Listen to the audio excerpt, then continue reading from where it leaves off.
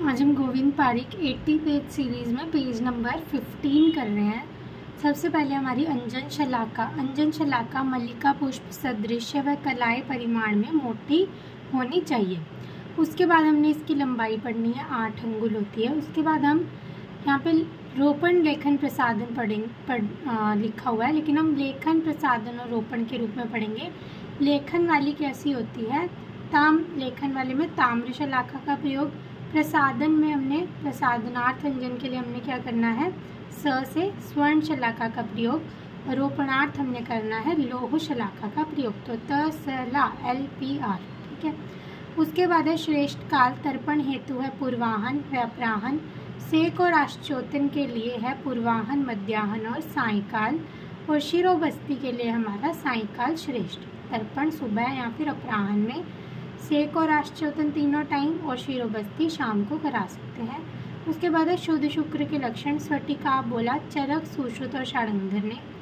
मधुगंधी सुश्रुत वाग्भट और षडंगर ने, और तेलवर्णी वाग्भट और सुश्रुत ने, ठीक है। तो सुश्रुत ने क्या क्या बोला है? स्फटिका भी बोला, मधुगंधी भी और तेलवर्णी भी, और षडंगर ने स्फटिका और मधुगंधी बोला, वाग्भट ने मधुगंधी और तेलवर्णी, चरक ने सिर्फ स्फटिका बोला, ठीक है। उसके बाद है शुद्ध आर्तव के लक्षण। चरक ने बोला गुंजा फल सवर्णम पद्मालक्तम सन्निभम, ठीक है। वो तो शुद्ध शुक्र के थे। अब शुद्ध आर्तव के लक्षण में चरक ने बोला गुंजा फल के जैसा होगा। सुश्रुत ने बोला शश असृक प्रतिमम यतु यद्वा लाक्षारस उपमम, कि उन्होंने क्या बोला कि शश के रक्त के जैसा, जैसे खरगोश का रक्त होता है वैसा बोला। उसके बाद क्या है, मानस प्रकृतियाँ सात्विक, राजसिक, तामसिक भेद में 3 भागों में बांटी गई हैं। चरक और सुश्रुत की बिल्कुल सेम है, 16 और 16। काश्यप ने 2 एक्स्ट्रा 2 ऐड कर दी तो 18 होगी। 7 राजसिक, 7 सात्विक, स से 7, स से सात्विक, राजसिक होगी 6 और तामसिक होगी 3, ठीक है। तो ये कितनी होगी? 16। और सुश्रुत ने भी यही 7, 6, 3 बोला। काश्यप ने सात्विक में 1 ऐड कर दिया प्रजापति को, और राजसिक में भी 1 ऐड कर दिया, तो टोटल होगी 18। उसके बाद है गर्भ में गर्भाशय की स्थिति। चरक ने बोला गर्भस्तु खलु मातु पृष्ठ अभिमुख उधर्व शिरा संकुच्चो, मतलब इन्होंने बोला कि जो गर्भ है वो पृष्ठ की तरफ मुख करके रहता है। और सुश्रुत ने क्या बोला? अभुग्नो अभिमुख। सुश्रुत ने क्या बोला? अभुग्नो अभिमुख। उसके बाद आती है हमारी धात्री के लक्षण। चरक ने बोला समान वर्णा यौवन्या।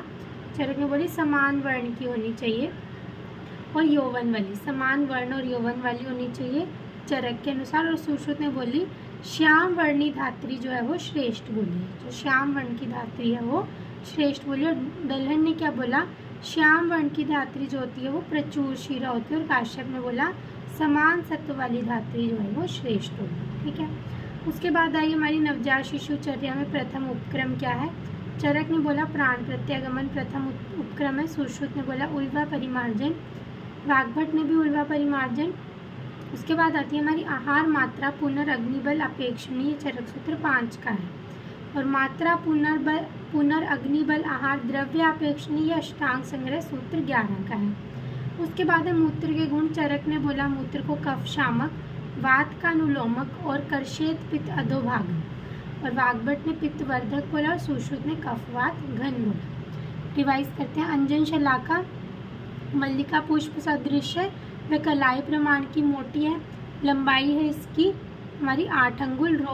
LPR तसला, ठीक है। श्रेष्ठ काल कौन से? तर्पण हेतु पूर्वाहन और अपराहन, सेक और आश्चोतन के लिए पूर्वाहन, मध्याहन और सायंकाल, शिरोबस्ती सायंकाल। शुद्ध शुक्र के लक्षण में स्फटिका, चरक, सुश्रुत, षडंगर, मधुगंधी सुश्रुत, वाग्भट षडंगर, तेलवर्णी वाग्भट और सुश्रुत। शुद्ध आर्तव के लक्षण में चरक ने गुंजाफल, सुश्रुत ने शश स्त्रिक बोला। उसके बाद मानस प्रकृतियाँ 16, 16 और 18।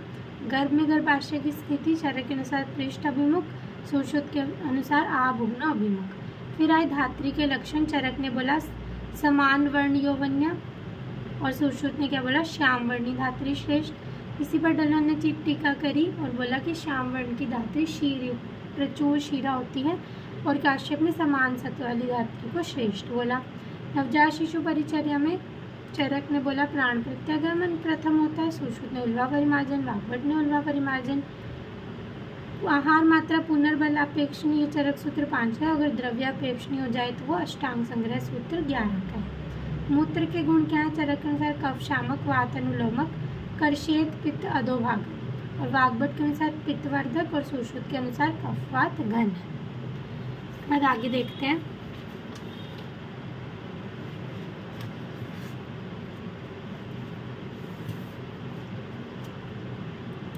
नस्य कर्म के भेद हैं। चरक के अनुसार 5 भेद, सुश्रुत के अनुसार नस्य के हैं 2 भेद और 5 पर्याय, और वाग्भट के अनुसार 3 भेद हैं। उसके बाद है हमारी वर्धमान पिपली।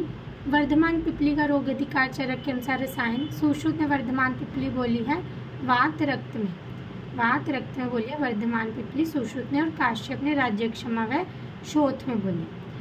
उसके बाद हम पढ़ते हैं इसकी मात्रा। उत्तम, मध्यम और हीन। चरक के अनुसार 10 उत्तम, 6 मध्यम और 3 हीन बल वालों के लिए। सुश्रुत के अनुसार 2, 7 और 5 है। उत्तम मात्रा पीस कर लेनी है, मध्यम मात्रा क्वाथ के रूप में और हीन बल वालों के लिए चूर्ण के रूप में बोली है।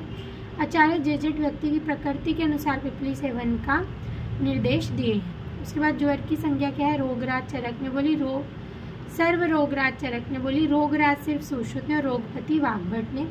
विषम ज्वर आगे बताए हैं। विषम ज्वर के भी चरक के अनुसार है 5 और काश्यप के अनुसार कितने हैं? 7। विषम ज्वर के अधिष्ठान संतत, सतत, अनुदेशक, तृतीयक और चतुर्थक। चरक के अनुसार रस, रक्त, मेद, अस्थि और मज्जा, और सुश्रुत ने रस, रक्त, मांस, मेद, अस्थि और मज्जा साथ में बोल दिया। चरक ने केवल चतुर्थक विपर्य माना और सुश्रुत ने तृतीयक और अन्य द्वेषक का भी विपर्य माना, मतलब इन्होंने लास्ट तीनों का विपर्य मान दिया।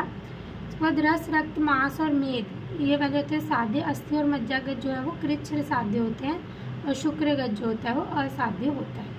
गुण के में चरक, सुश्रुत और काश्यप के हैं 5, षडांगर और वाग्भट के हैं 8। रक्तज गुण की चिकित्सा का निर्देश क्या है? चरक ने बोला 10 मास के पश्चात, काश्यप ने बोला 12 मास के पश्चात। अगर मतलब 10 मास से पूर्व कर दी तो वो याप्य हो जाता है। उसके बाद है रक्तपित्त में गंध। चरक और वाग्भट ने बोली मत्स्य गंधता, और चरक और सुश्रुत ने बोली है लोह गंधता। ठीक है, रिवाइज करते हैं। नस्य के भेद चरक के अनुसार 5 भेद, सुश्रुत के 2 और वाग्भट के 3। वर्धमान पिपली चरक के अनुसार है इसका रोग अधिकार रसायन। सुश्रुत ने वातरक और काश्यप ने राज्यक्षमा शोथ बोला। फिर वर्धमान पिपली की मात्रा उत्तम, मध्यम और हीन 10, 6, 3, 10, 7 और 5 पीस कर क्वाथ के रूप में और चूर्ण के रूप में। जेजेट ने व्यक्ति की प्रकृति के अनुसार पिपली सेवन का निर्देश दिया। सर्व रोगराज चरक ने बोला रोगराज, सुश्रुत ने बोला ज्वर को, रोगपति वाग्भट ने। विषम ज्वर बोले हैं चरक ने 5 और काश्यप ने 7। संतत, सतत, अनुदेशक, तृतीयक और चतुर्थक। चरक के अनुसार है रस, रक्त, मांस नहीं है, मेद, अस्थि और मज्जा, और सुश्रुत ने रस, रक्त, मांस, मेद, अस्थि, मज्जा साथ में बोला। चरक ने केवल चतुर्थक का विपर्य बोला, सुश्रुत ने तृतीयक और अन्य द्वेषक का भी विपर्य माना। रस, रक्त, मांस और मेद जो होते हैं वो होते हैं साध्य। अस्थि, मज्जा, कृच्छ्र साध्य, और शुक्र जो होता है वो असाध्य हो गया। गुण के भेद चरक, सुश्रुत और काश्यप के अनुसार 5 और षडांगर और वाग्भट के अनुसार 8। रक्तज गुण की चिकित्सा चरक ने बोली 10 मास के पश्चात और काश्यप ने 12 मास के पश्चात। रक्तपित्त में मत्स्य गंधता चरक और वाग्भट ने, और लोह गंधता बोली चरक और सुश्रुत। आगे देखते हैं। उसके बाद है प्रमेह के भेद। चरक के अनुसार 2 ही होते हैं, स्थूल और कृश। सुश्रुत के अनुसार भी 2 हैं, सहज और अपथ्य निमित्तज। माधव के अनुसार भी 2 हैं, आवरणजन्य और धातुशय जन्य। उसके बाद है कफज प्रमेय। सुश्रुत ने सूरा में, पिष्ट में, लवण में व फेन में चरक से पृथक माने कफज में। वाग्भट ने चरकोक्त शीत में व लाला में को मानते हुए शेष सुश्रुत का अनुसरण किया। फिर माधव ने वाग्भट का ही अनुसरण किया। कफज प्रमेय चरक वाले में पता है, और सुश्रुत ने एक्स्ट्रा क्या माने? सूरा में, पिष्ट में, लवण में और फेन में चरक से अलग। फिर वाग्भट ने चरक वाले ही माने, उसमें शीत में और लाला में को मानते हुए बाकी सुश्रुत का अनुसरण किया। ठीक है, उसके बाद माधव ने वाग्भट का अनुसरण किया। उसके बाद आता है पित्तज प्रमेय। सुश्रुत ने चरकोक्त काल में ही नहीं मानकर अम्ल में ही माना। वाग्भट ने चरक जैसे माना, और भेल ने क्षार में को भस्म में कहा। ठीक है, उसके बाद आता है वातज प्रमेय। सुश्रुत ने चरकोक्त मज्जा में एवं मधुमेह के स्थान पर सर्पी में और शौद्र में का, और वाग्भट ने चरक का ही अनुसरण किया। उसके बाद आती है प्रमेय पीड़िकाएं। चरक ने बोली शस्त्र साध्य। सुश्रुत ने क्या क्या यूज़ करने को बोला, धान्वांतर घृत, नवायस लोह, लोहारिष्ट का प्रयोग बोला है पीड़िकाओं की चिकित्सा में। उसके बाद आता है कुष्ठ। कुष्ठ ने चरक ने बोले 7, 18 और असंख्या। सुश्रुत ने 18। फिर सुश्रुत ने चरकोक्त मंडल व सिद्धम कुष्ठ को शुद्र कुष्ठ में माना और दर्द्रु व अरुण कुष्ठ को महाकुष्ठ में माना। तो चरक के कपाल उदुम्बर, ये काम आरपी सिंह का, हम ऐसे याद रखते हैं इसको, काम आरपी सिंह का। तो इसमें दोष कौन से, वात पित्त कफ। फिर ऋषिजीव में वात और पित्त, मतलब वीआईपी लोगों की जीवा अच्छी होती है, ठीक है। तो ऋषिजीव में वात और पित्त हो गया।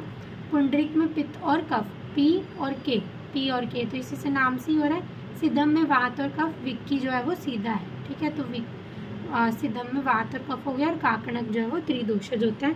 सुश्रुत ने क्या बोला, अरुण वाले में वात अधिक, पुंडरिक व दर्द्रु में श्लेष्म अधिक और शेष महाकुष्ठ जो होते हैं वो पित्त अधिक्य से होते हैं, ठीक है। उसके बाद है हमारा शुद्र कुष्ठ। एक कुष्ठ चर्माख्य, किटी, विपादिक और अल्सर के बाद कफज, विक्की हो गया। दर्द्रु, चर्मदल, पामा, विस्फोट और शतारु ये पित्त कफज हो गए और विचर्चिका कफज हो गया, ठीक है। रिवाइज करते हैं। चरक, सुश्रुत और माधव ने दो ही भेद माने। चरक ने स्थूल कृष्ण बोला प्रमेय के लिए, सुश्रुत ने सहज और अपथ्य निमित्त और माधव ने आवरण जन्य और धातुशय जन्य बोला। फिर कफज प्रमेय में सुश्रुत ने सुरा में है, पिष्ट में, लवण में और फेन में है चरक से पृथक माने और वाग्भट ने चरकोक्त शीत में व लाला में को मानते हुए शेष सुश्रुत का ही अनुसरण किया और वाग्भट माधव ने वाग्भट जैसा माना। उसके बाद आता है पित्तज प्रमेय। सुश्रुत ने चरकोक्त काल में ही नहीं मानकर अम्ल में माना, वाग्भट ने चरक जैसा और भेल ने शार में के स्थान पर भस्म में बोल दिया। वातज प्रमेय। उसके बाद सुश्रुत ने चरकोक्त मज्जा में एवं मधुमेह के स्थान पर सर्पी में और शौद्र माना और वाग्भट ने चरक का ही अनुसरण किया। उसके बाद आती है प्रमेय पीड़िका की चिकित्सा। चरक ने बोली शस्त्र साध्य, सुश्रुत ने बोली धान्वांतर घृत, नवायस लोहारिष्ट का प्रयोग बोला। कुष्ठ बोले हैं चरक ने 7, 18 असंख्य। सुश्रुत ने 18। सुश्रुत ने चरकोक्त मंडल व सिद्धम कुष्ठ को शुद्र कुष्ठ में माना और दर्द्रु व अरुण कुष्ठ को महाकुष्ठ में माना। स्वल, कपाल, उदुम्बर मंडल, ऋषिजीव, पुंडरिक, सिद्धम और कांकनक। इसमें ऋषिजीव में वीआईपी, पुंडरिक में पी और के, पित्त और कफ, सिद्धम में विक्की हो गया, काकनक जो है वो त्रिदोषज होता है। उसके बाद सुश्रुत का अरुण में वात अधिक, पुंडरिक और दर्द्रु में श्लेष्म अधिक और शेष महाकुष्ठ जो है वो पित्ताधिक कैसे होते हैं। उसके बाद आया हमारा शुद्र कुष्ठ। एक कुष्ठ चर्माख्य, किटी, विपादिक और अल्सर है वो वात कफज है, विक्की। दर्द्रु, चर्मदल, पामा, विस्फोट, शतारु पित्त कफज और विचर्चिका जो है वो कफज है। Thank you.